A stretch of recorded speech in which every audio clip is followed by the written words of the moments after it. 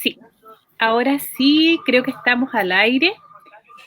Saludamos a todas las personas que nos acompañan hoy. Estamos junto a Natalia González para hablar de un tema que es del todo relevante, del todo importante. Hoy tenemos que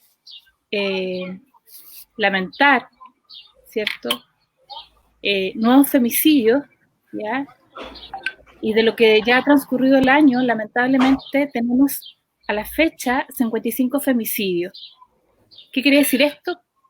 Que han sido 55 mujeres las que han sido asesinadas por el hecho de ser mujeres.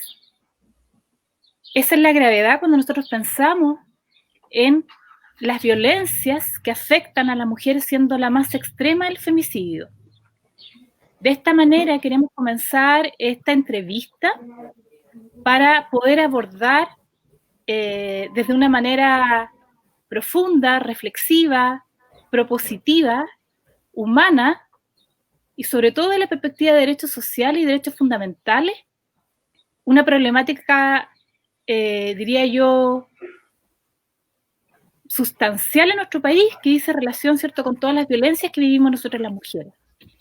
Y cómo, ¿cierto?, desde los gobiernos locales podemos avanzar para contribuir a resguardar definitivamente y por fin una vida sin violencias. Para eso hoy nos acompaña Natalia González. Le damos la bienvenida a Natalia. Natalia es abogada. Natalia también participa en FEM Maule, es docente, también participa en ABOFEM, ¿ya? Y es precandidata constituyente por el Distrito 17, Maule Norte. Bienvenida, Natalia, muchas gracias por acompañarnos hoy y te dejo para que puedas presentarte. Gracias, Pamela. Obviamente me suma tus palabras de pesar, de congoja también por el alto número de femicidios que ha ocurrido durante este año. Los últimos dos de la semana pasada obviamente nos conmueven y nos llaman nuevamente a reflexionar y tal vez a levantar la protesta, por así decirlo, contra lo que está ocurriendo. Y como tú bien dices, la idea de tener esta conversación en el fondo es abordar algunos temas relativos a los distintos tipos de violencia que sufrimos las mujeres y tal vez también ver algunas soluciones o posibles escenarios que se nos abren, ya sea a través de los gobiernos locales o también en los cambios legislativos o en este cambio tan profundo que viene, que es el cambio constitucional. Así es. Cuéntanos, Natalia, un poquito antes de comenzar, ¿cierto? Pero también muy vinculado con el tema que vamos a tratar hoy. Tú participas en ABOFEM, la Asociación de Abogadas Feministas de Chile. Cuéntanos un poquito para que las personas también que hoy nos acompañan sepan qué, por ejemplo, acciones hace ABOFEM en ayuda, ¿cierto?, hacia las mujeres. Ya. ABOFEM es una asociación de abogadas feministas que se formó hace un poco más de 2 años y que está desplegada creo que en 13 de las 17 regiones de Chile. En el caso del Maule está formado por 14 abogadas que prestamos asesoría en forma gratuita a mujeres que así lo solicitan a través de nuestras redes sociales, y también se ofrece en algunos casos asistencia jurídica. ¿Qué significa esto? Que también se pueden patrocinar causas, pero causas que tienen cierta connotación o cierta relevancia, que también eso tiene que ver un poco con la organización interna que tenemos nosotras como asociación. Y además de estas labores, existe una comisión de incidencia legislativa que justamente el trabajo de ellas es incidir en los distintos proyectos de ley que se debaten en el Congreso para que estos proyectos tengan perspectiva de género. Y aparte de eso, también tenemos otras subcomisiones y comisiones temáticas que abordan las distintas áreas del derecho, como son derecho penal, derecho laboral, derecho de familia. También hay una comisión académica que se dedica a preparar distintas publicaciones y estudios, y también está la subcomisión de derechos sexuales y reproductivos, que esa es a la que yo pertenezco a nivel nacional, que que nos dedicamos a preparar material de apoyo también para distintas organizaciones o agrupaciones de mujeres que se ven enfrentadas a este tema del ejercicio de los derechos sexuales y reproductivos. Y también comentarlo que seguramente quienes nos ven, esta subcomisión en apoyo de la Comisión de Litigación Estratégica presentó un requerimiento ante la Contraloría por el tema de estos anticonceptivos defectuosos que ya van más de una vez que ha ocurrido en los últimos meses y que fallaron y en definitiva provocaron que varias mujeres quedaran embarazadas a pesar de tener un tratamiento para no hacerlo. Entonces, en ese sentido, aparte de esta labor más bien teórica, también realizamos trabajo por así decirlo, de campo, pero siempre relacionado con la mujer. Mire qué importante la labor, ¿cierto?, que hace Abofen y que hacen ustedes acá en el Maule, porque justamente están cubriendo una función que debiera ser del Estado, ¿ya? Cada vez que hoy tenemos que lamentar 55 femicidios de mujeres, ¿cierto?, que han sido asesinadas, es que justamente el Estado, nuestro Estado, el Estado de Chile, no se hace cargo, ¿ya? No tiene una política de Estado, ¿cierto?, integral, holística, desde una perspectiva de género, que contenga una real perspectiva de género, que entonces vaya a proteger, ¿cierto?, y a garantizar una vida sin violencia para todas las mujeres. Qué importante, Natalia, el trabajo de Abofen. Así que agradecemos a todas las compañeras que están ahí, que sabemos que son muchas, ¿cierto?, a nivel de todo el país y principalmente de nuestra región. Natalia, mira, hay varios temas que en realidad queremos conversar contigo y queremos comenzar preguntándote a ti, desde tu perspectiva, de tu experiencia como abogada, como feminista, ¿cierto?, de este trabajo importante que tú haces en Abofen, ¿cómo ves tú la situación, ya, de las mujeres en el sentido de todas las violencias que nosotros tenemos en nuestro país? ¿Ya? Porque si hoy día hay una alerta feminista, ¿ya?, esa alerta no viene desde el Estado, al contrario, viene desde las mujeres, ¿cierto?, que hemos tenido que organizarnos en los territorios para poder exigir protección, para poder exigir, ¿cierto?, un fin a las violencias que nosotros vivimos. Entonces, ¿cuál es tu mirada, cuál es tu análisis? ¿Cómo tú comprendes el problema, ¿cierto?, de las violencias y de los femicidios que este año lamentablemente hemos tenido que vivir? Y como tú decías, con mucha pena, con mucho dolor, cada vez que sabemos, ¿cierto?, que una compañera ha sido asesinada. Claro, el tema de la violencia es muy complejo, es muy amplio y asimismo hay distintos tipos de violencia que nos aquejan a las mujeres a lo largo de nuestra vida. Obviamente el femicidio es la forma más grave es la consecuencia más grave dentro de este abanico de distintos tipos de violencia que podemos sufrir las mujeres. En ese sentido, podemos identificar, por ejemplo, dentro de los tipos de violencia, la violencia económica. Esto del hecho de que las mujeres no podamos disponer tal vez de nuestro patrimonio o que nuestros ingresos se vean disminuidos por el hecho de ser mujeres. Una manifestación de este tipo de violencia claramente es lo que quedó a descubierto desde agosto en adelante con el tema del retiro del 10%, y que demostró que la gran mayoría de las pensiones de alimentos en Chile no se pagan. No hay ahí un mecanismo a través del cual se haga efectivo el cobro de estas pensiones de alimentos, lo cual repercute en la vida de las mujeres y en la vida también de los niños, niñas y adolescentes, que en definitiva son los destinatarios de estas pensiones de alimentos. Entonces ahí tenemos un ejemplo súper claro de un tipo de violencia que es la violencia económica. Y nuevamente vemos como el Estado no es que no haya sabido de esta situación de que las pensiones de alimentos no se pagaban, porque esos datos son conocidos dentro del Poder Judicial, pero simplemente no se ha tomado una medida efectiva para evitar que se deje de pagar la pensión de alimentos, y que justamente es uno de los grandes problemas con los que nos encontramos quienes ejercemos el derecho, si nos dedicamos al área de familia, porque justamente nos cuesta mucho hacer efectivo el cobro de las pensiones de alimentos para las mujeres que nos contratan como clientes, digamos. Eso por un lado. También tenemos la violencia psicológica, que consiste en cualquier maltrato de palabra o cualquier manifestación de palabra que a nosotras nos haga sentir menospreciadas o menoscabadas. Esto no es necesario que sea un insulto o que sea un hostigamiento, sino que basta con que uno como mujer se sienta menospreciado o menoscabada por una palabra o una frase. Y también hay que poner mucho ojo con el tema de la violencia psicológica, porque muchas veces es la primera puerta para pasar a otros tipos de violencias más graves, como pueden ser la violencia sexual o la violencia física.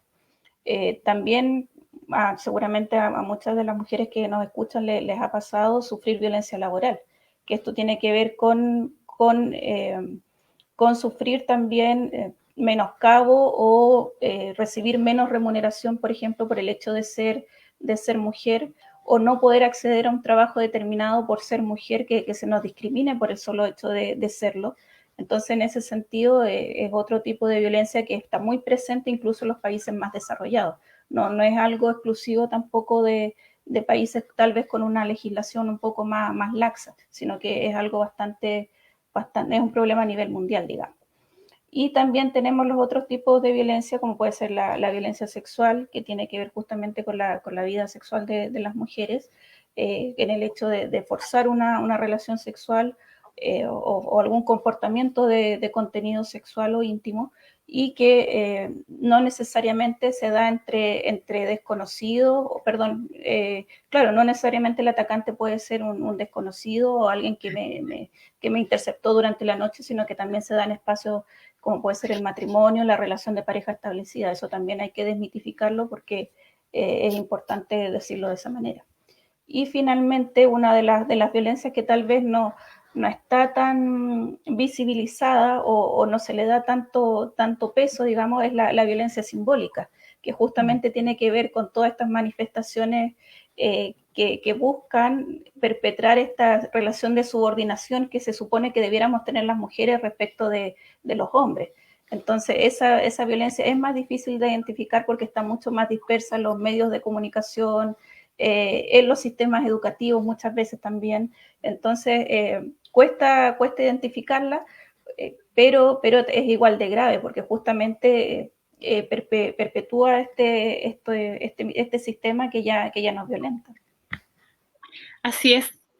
Dentro cierto, escuchando esta clasificación y descripción de todos los tipos de violencia a las cuales nosotros, las mujeres, ¿cierto?, estamos susceptibles, ¿ya?, de ser objetos, ¿cierto?, de ser víctimas.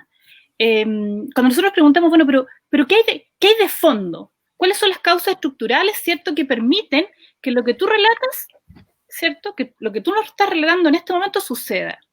Y suceda no de manera aislada, ¿ya? Porque ahí yo quiero poner un punto, no es de manera aislada, ¿ya? La violencia y las violencias contra las mujeres suceden como un fenómeno social, ¿cierto?, que se instala culturalmente en nuestra sociedad. Y por lo tanto, es un problema social y es un problema público y tiene que ser mirado desde esa perspectiva. Si nosotros no lo asumimos como un problema público, es muy difícil, ¿cierto?, que avancemos hacia una política de Estado integral que sea capaz de responder a este problema. Entonces, me parece del todo importante lo que tú relatas, Natalia, y ahí también quizás yo agregaría que estas violencias, ¿cierto?, físicas, psicológicas, sexual, simbólica, violencia política, están legitimadas por un modelo, ¿cierto?, cultural, que se construye, que lo construimos ya al interior de una sociedad, donde se cree, se piensa, ya, que estas relaciones desiguales de poder entre hombres, mujeres y disidencias sexuales, ya, están bien. Y donde en estas relaciones desiguales, los hombres quedan en una situación de superioridad, ¿ya?, y las mujeres quedamos en una posición de inferioridad, ¿ya? Y en esa relación desigual es donde el hombre entonces ejerce, hace abuso de poder, genera un dominio, un control hacia, en este caso, una otra, ¿cierto? Y que permite, entonces, todas estas violencias que tú nos relatas.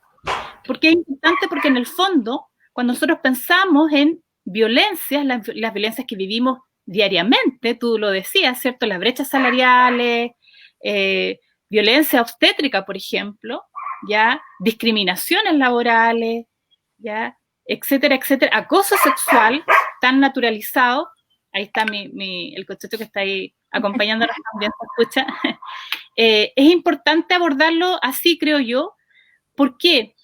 Porque si hoy día, yo siempre pienso en esto, no tenemos una política de Estado, es porque entonces no tenemos la voluntad política de quebrar justamente estas relaciones desiguales de poder.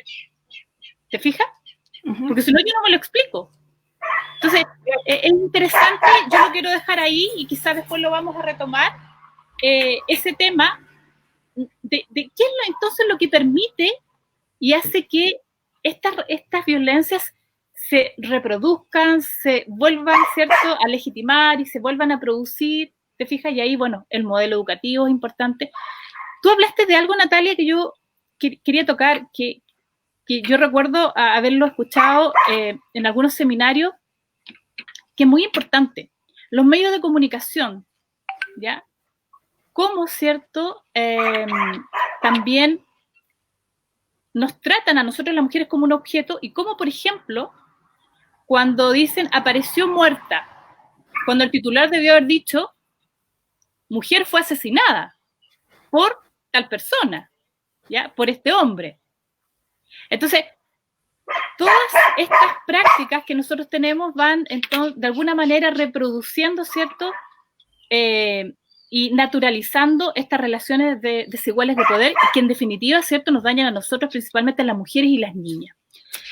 Natalia, en esa misma línea y pensando y vinculando, ¿cierto?, con que si bien hemos avanzado, ¿ya?, pero que aún tenemos políticas que son insuficientes, políticas de Estado, para resguardar una vida sin violencia, yo quiero que tú como abogada también nos puedas compartir a las personas que nos escuchan hoy cuáles son los principales convenios que ha firmado nuestro país, convenios internacionales, Belén do Pará, ya, CEDAW, por ejemplo, y por qué entonces nuestro país no es capaz de dar cumplimiento a estos convenios.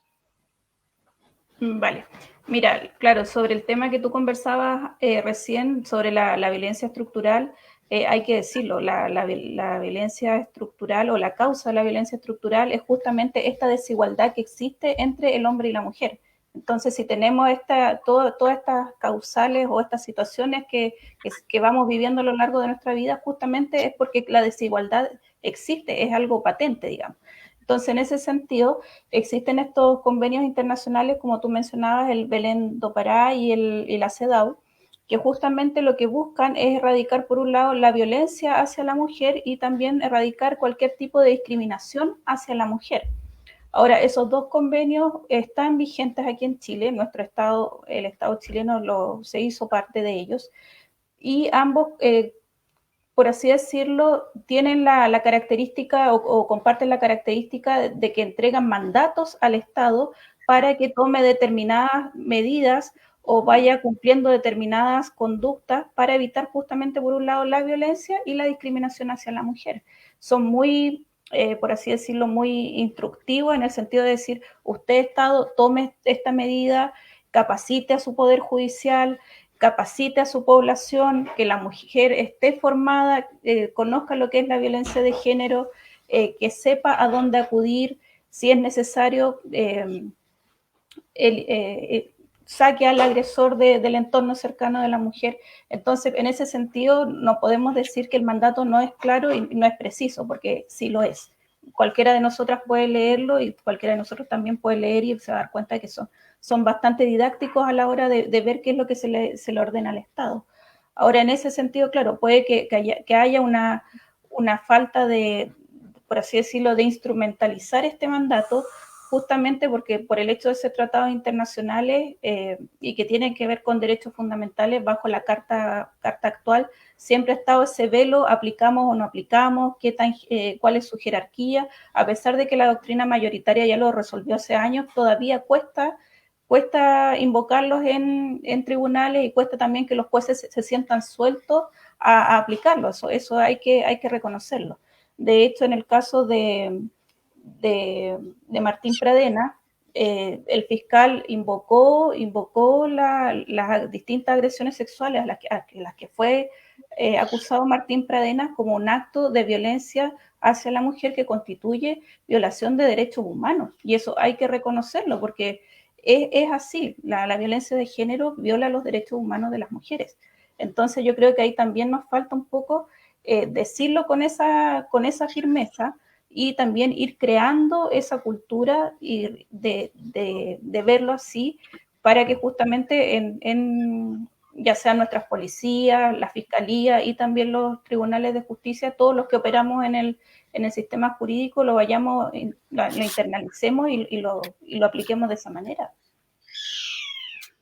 Sí, qué interesante, porque en definitiva, ¿cierto? Como tú bien dices, Natalia, estos convenios internacionales están, ya son claros, cualquiera de nosotros que los lee nos queda claro, mira, en realidad las recomendaciones son estas, frente, ¿cierto?, a las violencias en contra nuestras, en contra de las mujeres. Entonces ahí tú dices, bueno, si tenemos estas recomendaciones, ya no solo por estos convenios internacionales, sino también por muchos organismos internacionales que dicen, ¿cierto?, mira, frente a este problema público, de salud pública, ¿cierto?, frente a este problema social, frente a este problema que es de derechos humanos, se recomiendan estas políticas o estas orientaciones. Entonces ahí tú también acabas de señalar, y lo quiero sumar con lo que yo decía adelante, si no lo hemos logrado o no lo hemos logrado de manera suficiente realizar, dar cuenta, ¿cierto?, ejecutar, avanzar en esas líneas, en esas orientaciones, es uno, porque nos falta voluntad política para querer hacerlo, ¿ya? Segundo, tú dijiste algo que yo lo interpreto de la siguiente manera, que tiene que ver con que nos falta mucha capacitación en torno, ¿cierto?, a la perspectiva de género, ¿ya?, en todos los organismos del Estado, que también es importante, y también, ¿cierto?, como no le damos la relevancia que tiene, como no tenemos entonces voluntad política de hacerlo, y como no le asignamos recursos para ello, nos encontramos en la situación que nos encontramos. Yo, a propósito de eso, quería compartirte, Natalia, y también a todas las compañeras que nos escuchan, que aquí aprovecho de comentarte varios aquí intervenciones. Mira, ahí Rita dice, no queremos más muertas, pide Camila, colega tuya, creo, Natalia, sí, también, compañera nuestra de Asamblea Feminista, excelente instancia, dice, gracias a Natalia, Cintia Regada, ya, hay hartos comentarios de las compañeras por abordar estos temas, y yo lo que quería agregar ahora a la discusión tiene que ver con estas faltas de competencia, falta de voluntades, ya, para abordar un tema que sin duda yo diría que es una de la mayor violaciones de los derechos humanos que tenemos nosotros las mujeres, es ser violentadas, en todas sus formas, ya, siendo la más extrema, ¿cierto?, que nos maten por ser mujeres. Entonces ahí, no sé si tú, algo lo comentábamos antes de salir al aire, la red chilena en contra de la violencia contra las mujeres hace poquito hizo un estudio, ya, respecto de cuál ha sido la experiencia de las mujeres que van a hacer denuncias a Carabineros, ¿ya? Y ahí nos encontramos con algo que lamentablemente sabemos que sucede, y las personas que hemos trabajado en el espacio, ¿cierto?, ya sea de la prevención de la violencia o de la reparación de la violencia contra las mujeres, sabemos que es así, ¿ya?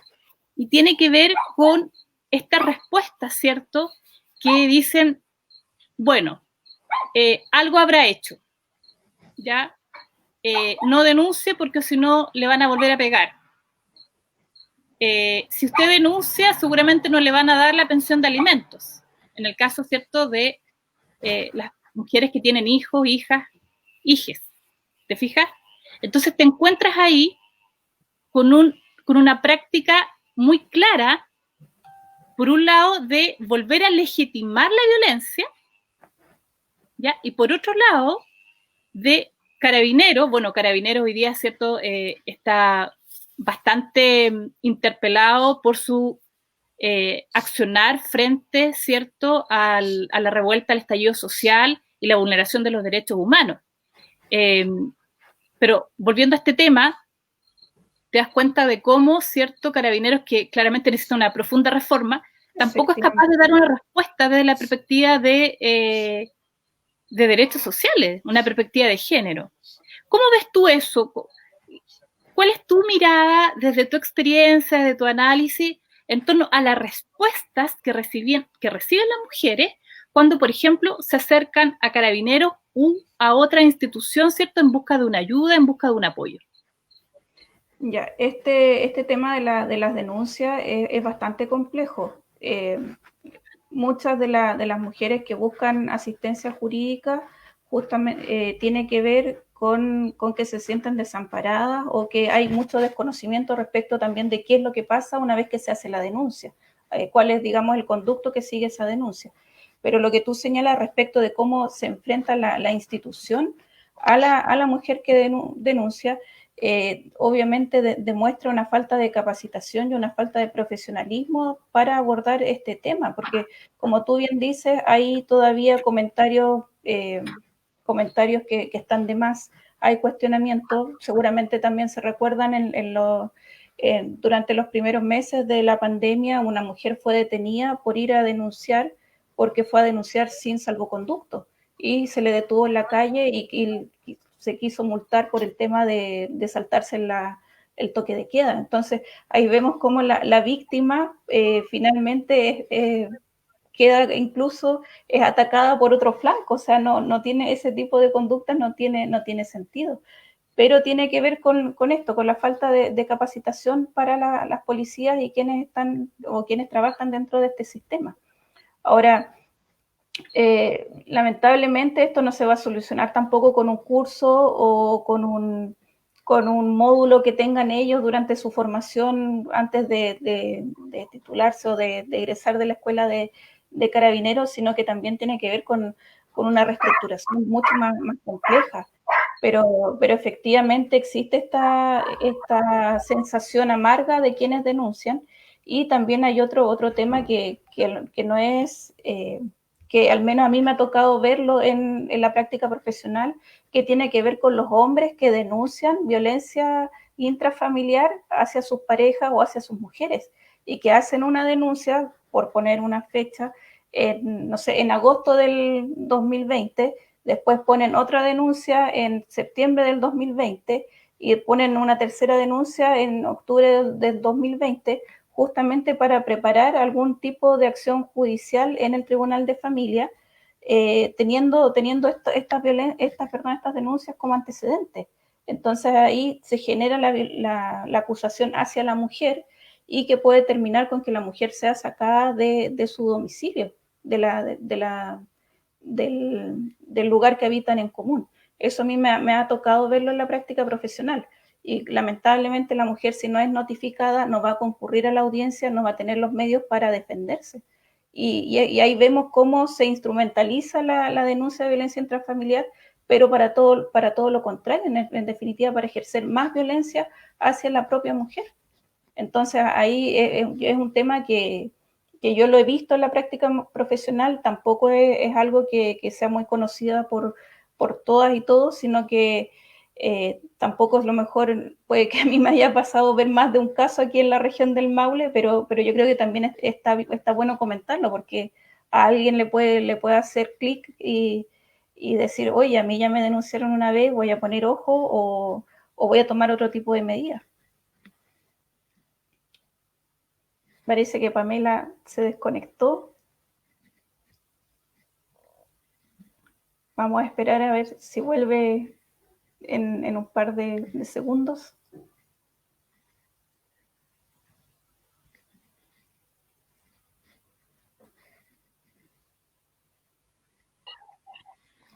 Creo que ahora sí. Sí. ¿Sí? Ya, yo me caí. Aproveché ahí de pedirle al muchacho que se fuera a adentro un ratito a regalonear porque está ahí, no sé con qué anda revolviendo. ¿Quiere participar? Quiere participar también, quiere opinar.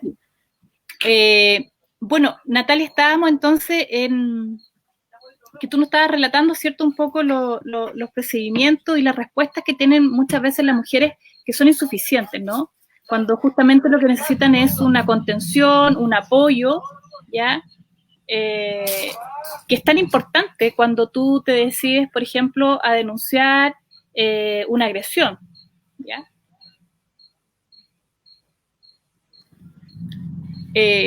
Mira, yo quería un poco ligar eso que tú nos estabas relatando con... yo quiero insistir en este tema, quizás voy a ser majadera, pero la verdad es que a mí a veces me toca evaluar algunos programas, me dicen ya, a ver, ¿tiene perspectiva de género o no tiene perspectiva de género? Y yo digo, pucha, hoy día tenemos mucha palabra bonita en un papel, ¿ya? Pero veo que nos falta tanto todavía en la práctica por avanzar, ¿ya? Entonces ahí yo quiero insistir en las voluntades políticas, porque creo que es súper importante que nosotros como país podamos avanzar en políticas públicas, ¿cierto? Con una mirada mucho más integral, una mirada de concebir este problema, ¿cierto? Como un problema social, yo lo vuelvo a decir, como un problema de salud pública, ¿ya? Y un problema de derechos humanos cada vez que una mujer es violentada, ¿ya? Y en ese sentido, si tú un poco analizas cuáles son los ejes de las políticas públicas en general, lo que se hace hoy día desde además un ministerio, ¿cierto?, de la mujer y equidad de género, que tú no lo escuchas, que tú no lo logras ver, ¿te fijas? En su accionar frente a un femicidio, o tú... Entonces, es bien interesante, y quiero volver a la idea que yo decía en un inicio, y que conversábamos al respecto. ¿Tenemos voluntad? ¿Hay voluntad de quebrar las relaciones desiguales de poder que tenemos hoy? ¿Tenemos voluntad en nuestro país de querer avanzar hacia una vida sin violencia? Porque la verdad es que cuando nos encontramos, ¿cierto?, lamentamos, lloramos todos estos femicidios, cuando sabemos, ¿cierto?, que una mujer es violentada, cuando sabemos que las mujeres, el 81% de las mujeres dicen haber tenido una mala experiencia frente a carabineros, frente a una denuncia, pareciera que no, ¿te fijas? Y eso realmente debiera del todo ocuparnos. Entonces, yo quiero poner otro ejemplo en esa línea. Generalmente, los programas que hoy tenemos tienen relación, ¿cierto?, con una inserción laboral. Hay un programa que yo lo analizo siempre, que dice Mujer trabaja tranquila. Y está bien, si tú dices una mujer necesita que alguien pueda cuidar a sus hijos, por supuesto. Pero no alcanzamos a problematizar si ese trabajo al que esa mujer va es un trabajo precarizado, en qué condiciones lo realiza, qué ingresos recibe, si existe brecha de género o no, ¿ya? O estos programas de emprendimiento, ¿cierto?, que son tan populares hoy en día, pero tampoco ahí logramos problematizar o avanzar al reconocimiento del trabajo de cuidado, al trabajo doméstico, ¿te fijas? Y se van sumando jornadas de trabajo, se va generando una pobreza del tiempo en las mujeres. Entonces, yo no sé qué te pasa a ti, Natalia, con esto, pero a mí la verdad es que cuando hacemos un análisis mayor, pensando en realmente avanzar para quebrar desigualdades de poder, para terminar con la violencia y para terminar con las discriminaciones, la verdad es que claramente, ¿cierto?, las políticas públicas que hoy tenemos se quedan cortas. Y yo no sé si se quedan cortas porque, pucha, nos falta solo capacidad técnica, o se quedan cortas porque realmente no queremos hacer las transformaciones que sabemos cuáles tienen que ser esas transformaciones. Yo quiero un poco llevarte hacia allá, Natalia. ¿Cuál es tu opinión? Ya, mira, yo creo que uno de los grandes pasos que tenemos que dar nosotras para cambiar el tema de las políticas públicas es que justamente que en la construcción de esas políticas públicas participemos mujeres, porque nosotras y aquí hablo solo por nosotras, tenemos la mirada, tenemos la experiencia y tenemos el día a día de lo que es justamente toda la carga que se cierne sobre nosotras. Y aquí yo lo voy a llevar un poco a mi tema personal. Hace una semana me preguntaron desde Santiago cómo veía yo este tema de ser candidata a la Convención Constituyente, qué era lo que yo podía aportar o qué es lo que me diferenciaba a mí del resto de las otras candidatas que iba a ver a la Convención Constituyente. Porque me lo dijeron muy abiertamente, esto va a ser un desfile de abogados, va a ser un desfile de abogadas y va a ser un desfile de abogadas feministas también. Entonces yo decía, a ver, eso es parte de lo que yo soy o de lo que yo hago, pero sin embargo yo soy más que eso. Se lo dije a la persona que me lo consultó, le dije, yo soy mamá, tengo 2 niños y como toda la gran mayoría de las mujeres en pandemia me he llevado el trabajo doméstico solo yo, por un tema también de los horarios de mi marido, o sea, siendo muy objetiva también en eso. Entonces yo le decía, a ver, yo, claro, estoy contigo reunida, pero también en la mañana tuve que hacer las camas, tuve que cocinar, tuve que ver a mis hijos, porque ellos también son niños todavía, no pueden hacer todo solos. Entonces yo le decía, y eso yo creo que también es parte integral de lo que yo soy hoy en día, porque la realidad que vivo yo es también la realidad que vive la gran mayoría de las mujeres en nuestro país, y que justamente tiene que ver con lo que dices tú. Claro, si yo salgo hoy día a no sé, a hacer un trámite o lo que sea, tengo que ver qué hago con mis hijos porque no pueden estar muchas horas solos, o si los llevo, que también los voy a exponer a la pandemia. Entonces, pero esa realidad que yo te la puedo contar aquí y la pueden escuchar quienes nos están viendo y oyendo, tal vez a un parlamentario de muchos años dentro del Congreso, que tiene hijos ya adultos, no le va a hacer mucho sentido porque no es su día a día. Y lamentablemente eso es así. Entonces yo creo que una de las cosas que tenemos que hacer nosotras es justamente tomarnos la mayor cantidad de espacios que podamos, ya sea dentro del ámbito público o del ámbito privado, porque justamente tenemos que llevar nuestra realidad a que nuestra realidad influya en el cambio de políticas públicas. Así es.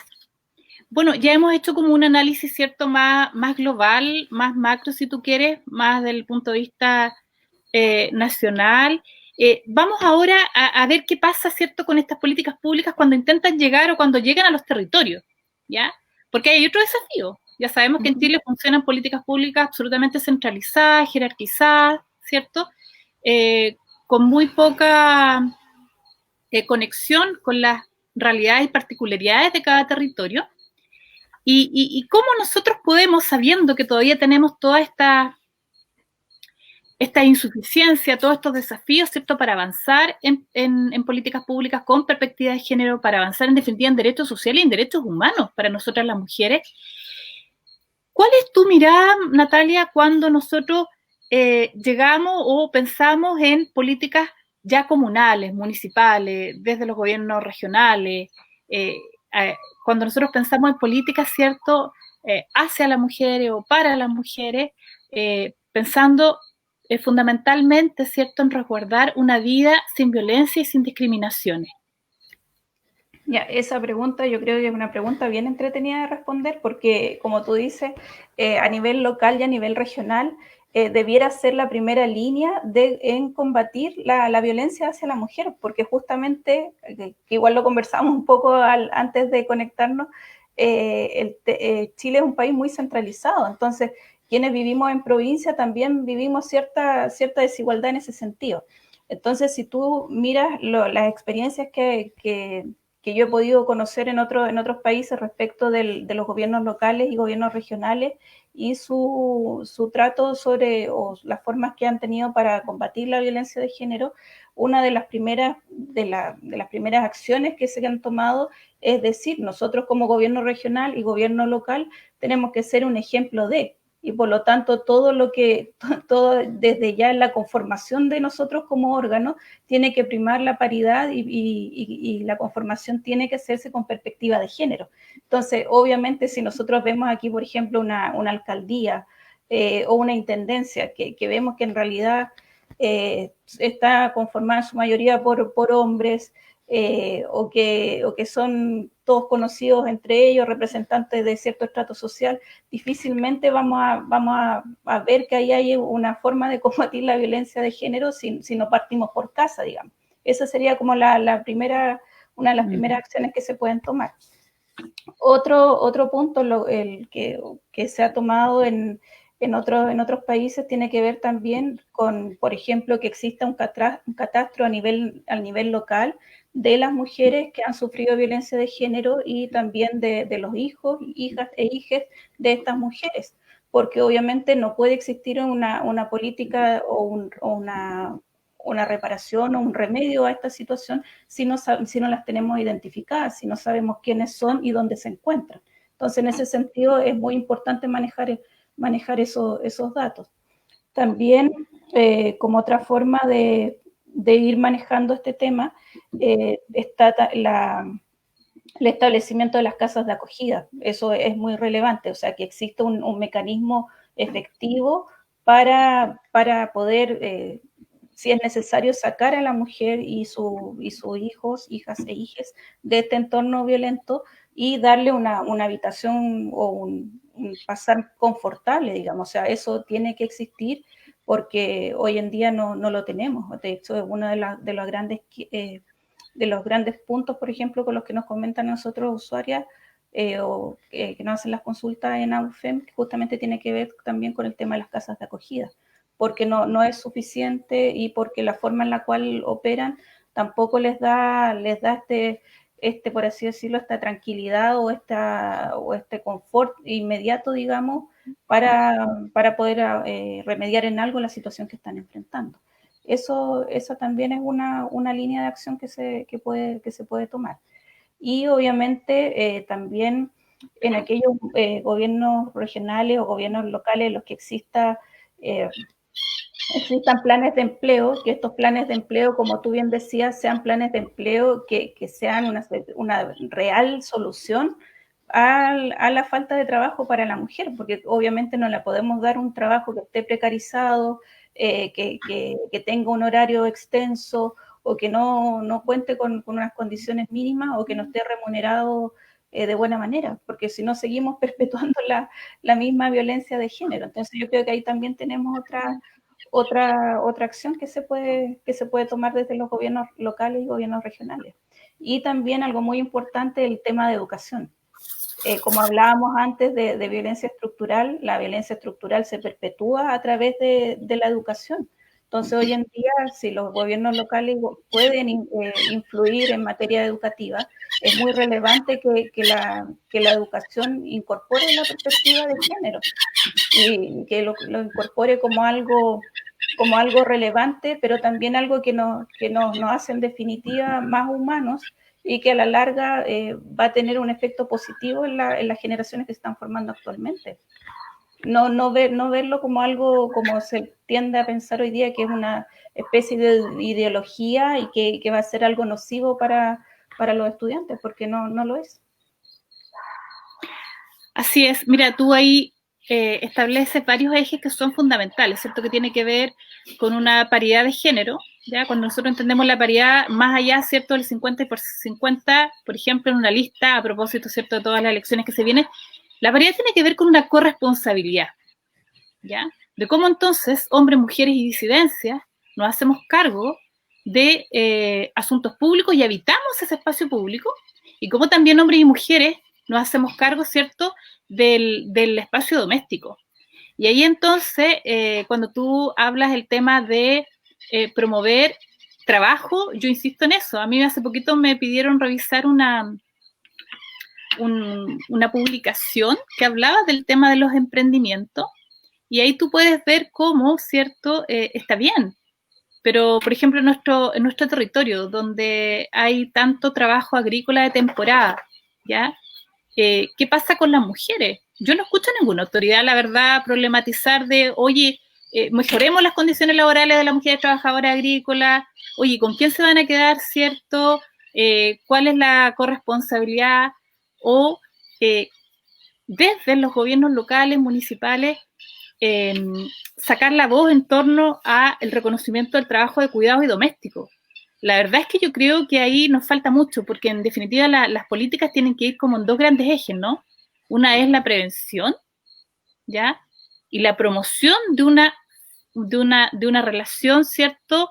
Igual o de igualdad entre hombres y mujeres y disidencia, y la otra tiene que ver con la reparación, ya que es más reactiva, ¿ya? Que tiene que ver entonces qué hacemos o cómo lo hacemos cuando tenemos que entregar apoyo social, psicológico, jurídico frente a situaciones de violencia y discriminación.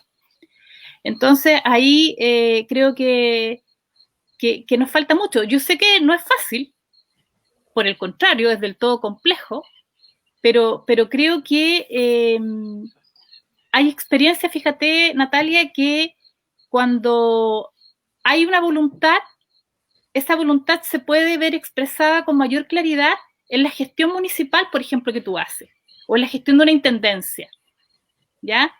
Porque va a haber un discurso público, pero acompañado de programas en esa dirección. Entonces, si siempre hay un silencio, si siempre no decimos nada, por ejemplo, ahora nosotros Curicó, ¿cierto?, vuelve a fase 1. Yo no he escuchado a nadie decir, oye, tenemos un problema, porque entonces las mujeres vamos a tener que volver a encerrarnos, vamos a tener que volver a sostener el cuidado. ¿Te fijáis? Entonces, claro, seguimos con esos silencios muchas veces, seguimos reproduciendo. Entonces, es sin duda del todo importante tener, diría yo, más claridad, pero antes que eso, más voluntades. Yo quisiera ver gestión de gobiernos locales con más voluntades, ¿cierto?, para abordar el tema de las violencias y contra las mujeres más claro, más nítido, ya con mayor intención. Creo que ahí nos falta mucho todavía. Ahora, yendo a las propuestas, en ese sentido, yo comparto todas las que tú señalas, y ahí quizás también hay experiencias bien interesantes, fíjate, cuando nosotros logramos establecer redes comunitarias de protección, ¿ya? Porque en el fondo, si nosotros logramos que estas iniciativas, ¿cierto?, sean con la comunidad, sin duda vamos a tener ahí resultados más interesantes. Qué interesante sería, por ejemplo, que sabemos que existen las oficinas de la mujer, los centros de la mujer, ¿cierto? Qué interesante sería cómo transitar o avanzar hacia estos organismos, pero mucho más insertos en los barrios, por ejemplo. ¿Te fijas? O qué interesante sería que replicar estos organismos más vinculados a la comunidad, más insertos en las juntas de vecinos, ya en los consejos escolares, por ejemplo, ya del todo importante lo que tú dices, cómo avanzamos también desde lo local hacia una educación integral y no sexista, que sabemos, ¿cierto?, que en definitiva es una de las causas estructurales que va de la violencia, o reproduciendo, o por su parte, pensándolo en positivo, terminando con este tipo de relaciones. Entonces, es muy interesante ver que no solo los gobiernos locales están para ejecutar, ¿cierto?, lo que viene desde un gobierno central, sino también cómo somos capaces y queremos también tensionar esas políticas ya de una perspectiva un poco más reflexiva, cuidando, por supuesto, también los equipos de salud que trabajan, ¿cierto? Hay todo también un esfuerzo de las compañeras que están ahí sosteniendo también estas oficinas de la mujer, las casas de la mujer, los centros de acogida, etcétera, etcétera, etcétera. Yo me quería un poco detener ahí, Natalia, porque me parece que es del todo relevante hacerlo. Y cómo también somos capaces, los gobiernos locales, de reconocer, fíjate, el trabajo de las organizaciones feministas y de mujeres que existen en los territorios, que no necesariamente, ¿cierto?, están en sintonía con una política local, por el contrario, la están cuestionando, problematizando, lo cual es necesario. Imagínate hoy, a nivel país tenemos alertas feministas por todos los femicidios, y esa alerta sale de organizaciones, de mujeres que nos hemos organizado porque no tenemos la respuesta, ¿cierto?, que debiéramos tener de un Estado. ¿Te fijas? Y muchas veces estas organizaciones quedan invisibilizadas en los territorios de parte de las autoridades locales. Entonces, ¿cómo nosotros avanzamos? En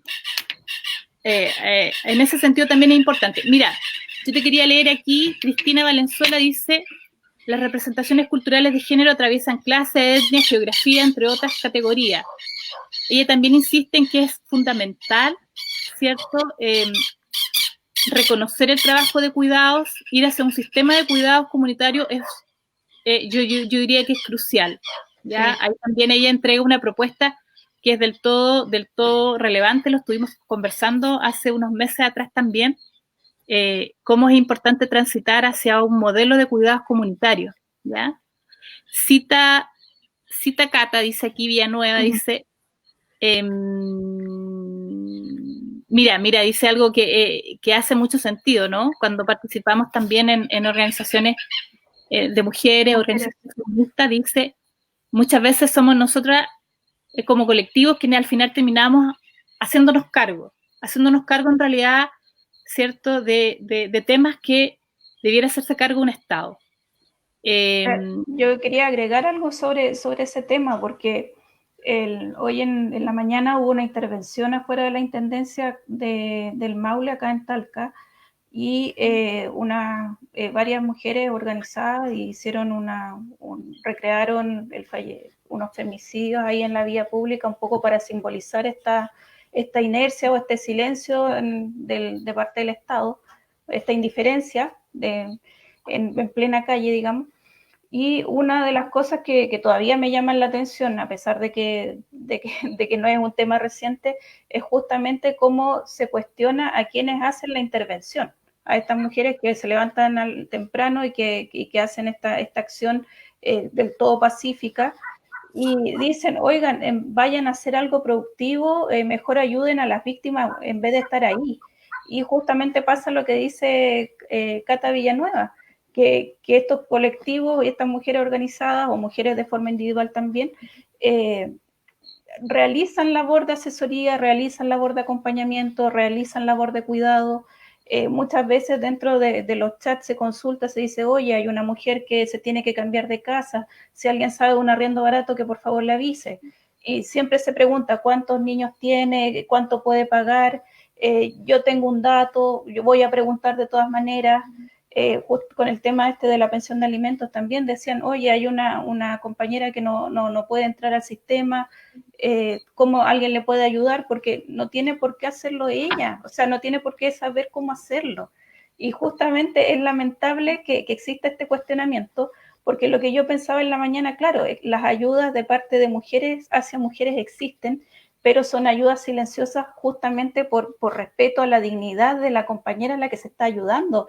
Ningún colectivo o ninguna agrupación va a ir con una cámara, ni va a ir con los medios de prensa a hacerse la foto y decir, oiga, le estamos entregando una caja de mercadería o le estamos comprando un balón de gas. No, porque esa no es la finalidad de la iniciativa que tenemos nosotras como mujeres, porque nos organizamos de manera circular, no de manera jerárquica, y no necesitamos eso.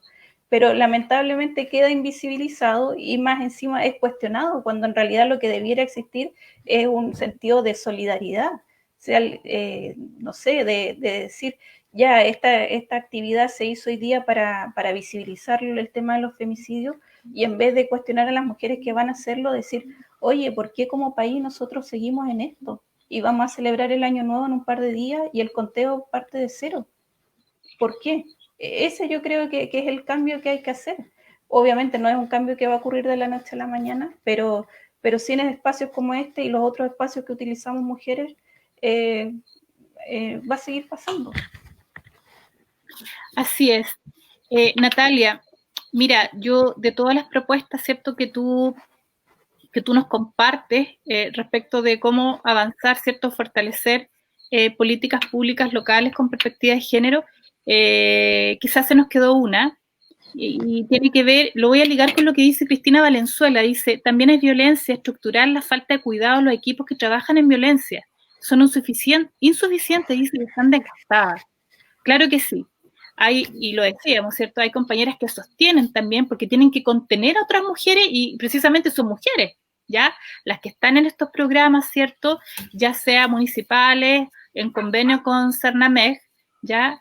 Y por supuesto hay que cuidarlas a ellas también, ¿ya? Y junto con eso creo que es importante cuando nosotros pensamos en políticas con perspectiva de género, es que no solo ciertos programas hacia la comunidad, ¿qué pasa también al interior de las instituciones públicas cuando, por ejemplo, a lo mejor carecen de protocolos frente a un acoso sexual? ¿Ya? ¿Qué pasa en los colegios? ¿Te fijas? ¿Qué pasa, cierto, ahí con la intencionalidad de aquello? ¿Ya? No sé, me imagino que las personas que nos escuchan, yo por lo menos siempre he escuchado, porque he trabajado mucho en contexto educativo, ¿cierto? Oye, hay estudiantes, ¿cierto?, que se han visto acosadas por sus profesores. Bueno, ¿cuáles son los protocolos que se activan o que no se activan? ¿Qué nivel de seguimiento le hacemos a eso, por ejemplo, ya? O cuando hay acosos al interior de alguna organización pública. Son temas también del todo relevantes porque si hablamos, ¿cierto?, de instituciones, municipios, intendencias, gobernaciones, ¿ya?, que quieren hacerse cargo de una política pública con perspectiva de género, también tienen que hacerse cargo del bienestar, ¿cierto?, de todas las mujeres que conforman esa organización. Me parece que es un punto del todo relevante también mencionarlo. Natalia, mira, ya vamos a completar la hora. Hay una última pregunta que yo quiero hacerte para que también las personas que nos acompañan hoy puedan escucharla. Sabemos que, bueno, ya lo dijimos, tú eres abogada, participas en Abofen, hace poco tiempo también FEMMAUL, ¿es cierto?, la organización de feministas de nuestra región, te proclamó precandidata ya en representación de esta organización, de esta colectiva, y queremos también saber, bueno, un poco de ti, cómo ha sido o cómo está siendo esta experiencia, y junto con eso, eh, ¿cómo ves tú o cómo crees tú que podemos resguardar todo esto que hemos hablado hoy y quizás muchas cosas más que le hemos hablado en otros conversatorios, en precisamente, ¿cierto?, en el proceso constituyente y la redacción de nuestra nueva constitución?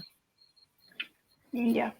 Mira, el tema de la nueva constitución y el hecho de que tenga o no tenga perspectiva de género es muy relevante, porque ya, ¿para qué decir que este va a ser el primer proceso constituyente más participativo que los otros que hemos tenido en Chile? Y que justamente tiene esta característica de que el órgano que va a redactar el borrador de la Constitución tiene que estar compuesto de manera paritaria en un 50% por mujeres. Entonces, en ese sentido, ya me tomo un poco de lo que habíamos comentado antes, de ir ocupando espacios y también de poner nuestra realidad al servicio de la redacción, en este caso, de la Constitución. Sobre ese tema, claro, nosotros podríamos pensar que estamos frente a una oportunidad para incluir la perspectiva de género dentro de la Constitución y también eliminar la violencia hacia la mujer dentro de esta nueva Constitución que se va a redactar. Claro, si uno lo ve desde el punto de vista de teoría constitucional, la gracia que tienen las constituciones es justamente que van, por así decirlo, corriendo el cerco o ampliando el horizonte en el sentido de cada vez ir consagrando una mayor cantidad de derechos. Entonces, ahí yo creo que ese es el espacio que nosotros y nosotras podemos usar para poder avanzar hacia la eliminación de la violencia hacia la mujer. Tal vez consagrar como derecho el poder vivir una vida libre de cualquier tipo de violencia. Entonces ahí tendríamos tal vez una primera herramienta que podríamos utilizar. Pero también existen otras herramientas que se podrían usar, por ejemplo, como el que no exista un mandato tan genérico respecto de lo que puede o no puede hacer el Estado justamente para eliminar la violencia y la discriminación hacia la mujer. Que hoy día vemos que nuestra experiencia es que el actuar del Estado es genérico, es muy general, queda muy en el aire. Entonces, tal vez ahí también podríamos avanzar a que esa tarea se le entregue de una forma más específica, de forma tal de que quede con esta tarea asignada como una obligación. Y ahí también podríamos hacer más operativos los las convenciones internacionales de las que conversamos anteriormente. Ahora, en cuanto al tema más personal, obviamente ha sido una tarea muy desafiante. El hecho de ser abogada tampoco te entrega todas las herramientas tal vez para poder optar a un cargo que mal es de representación popular. El hecho de que las personas crean en ti, que tú puedes representar lo que ellos quieren para esta tarea de redactar la Constitución es algo de mucha responsabilidad. Y así me lo he tomado también, he participado ya de un par de cursos, he terminado otros, estoy viendo si que tomo otros, de aquí a que empiece la campaña en su fecha ya propiamente tal, pero también con optimismo, sí. Es una tarea muy relevante, yo creo que de las más relevantes que se pueden emprender a nivel político institucional. El redactar esta Constitución nos va a marcar de aquí a las próximas generaciones y justamente con esta impronta y esta idea de construir un Chile más solidario y más justo para cada uno de sus y cada una de sus habitantes. Así me lo he tomado. Sí, mira, bueno, toda la fuerza para ti, Natalia. Yo quiero retomar algo que yo escuché, no en este programa, pero sí en otro.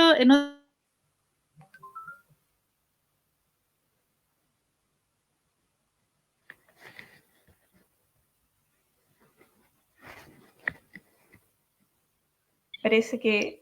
Ahora sí. Ahí Que sí. tú proponías en esta nueva Constitución, ¿cierto?, cambiar el rol del Estado y tratar de dejar, ¿cierto?, este rol subsidiario y cómo entonces transitamos hacia un rol de un Estado de bienestar, ¿ya? No sé si Natalia parece que ya no sé. Sí, estoy acá. Hola.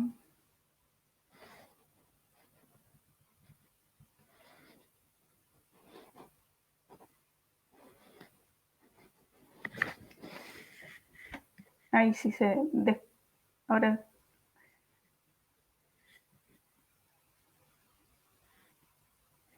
Bueno, me parece que lo que me iba a consultar Pamela tenía que ver con este tránsito, este cambio del Estado subsidiario que tenemos en la actualidad a un Estado más solidario, un Estado de cuidado. Claramente el individualismo que enfrentamos nosotros como sociedad y como país tiene mucho que ver con este modelo de Estado subsidiario, en el sentido de que el Estado solamente actúa en aquellos casos en que el particular no puede solventar sus necesidades por sí mismo. Pero justamente vemos que solventar las necesidades hoy en día no es suficiente. Hay problemas de salud, de educación, de vivienda digna, los salarios no son suficientes. Entonces, claramente, el transitar a este otro modelo nos va a permitir en el fondo poder tener una mejor calidad de vida, porque nos debiera permitir desarrollar distintas aristas de nuestra vida, de lo que nosotros somos en definitiva. Yo pensaba cuando hablábamos sobre el tema de los gobiernos locales, por ejemplo, aquí no hay casas de cuidados de adultos diarios. Por un tema, ni siquiera que sea todo el día, pero muchas veces quienes quedan a cargo del cuidado de un adulto mayor ni siquiera tienen un espacio para ir a hacer un trámite, por ejemplo, al banco o ir a una hora de atención médica, porque no tienen con quién dejar al adulto mayor a su cargo. Si existieran estas casas de cuidado, que no son permanentes y que pueden ser por un lapso de horas durante el día, esa persona tiene ese espacio para poder cumplir tal vez una necesidad tan básica, por ejemplo, como ir al dentista. Entonces, esos temas hoy día no se relevan o no se les da la importancia o no existe la iniciativa en ese sentido porque justamente vivimos en un estado subsidiario.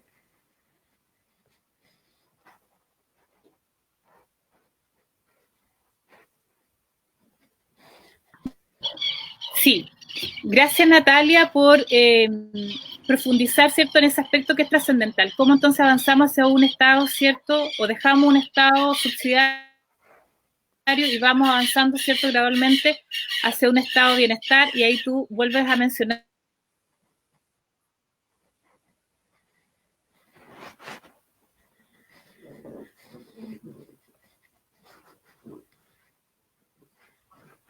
sé si me escuchan, pero te agradecemos, Natalia, que nos hayas podido acompañar. Vamos con fuerza a esa convención constitucional, vamos por una educación integral no sexista, vamos por el reconocimiento del trabajo de cuidados y domésticos, vamos, ¿cierto?, por los derechos sexuales y reproductivos, y vamos por sobre todo, ¿cierto?, a garantizar a todas las mujeres una vida sin violencia. Agradecemos, Natalia, tu presencia, tus aportes, toda la fuerza para ti, para este proceso que se viene. Y muchas gracias, Natalia, por acompañarnos hoy, a todas las personas también que nos acompañaron y aquí nos dejaron hartos comentarios, hartos saludos, sí, hartos mensajes. También agradecemos ahí la participación de todas las compañeras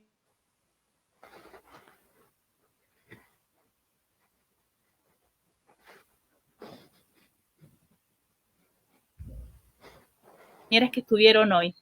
Un abrazo. Igualmente, gracias, gracias Pamela. Saludos a todos quienes nos escucharon, nos vieron y también a quienes nos van a escuchar después de la grabación. También un abrazo futuro. Así es. Un abrazo para ti, Natalia, un abrazo para todos y seguimos trabajando, forjando, ¿cierto? Y corriendo,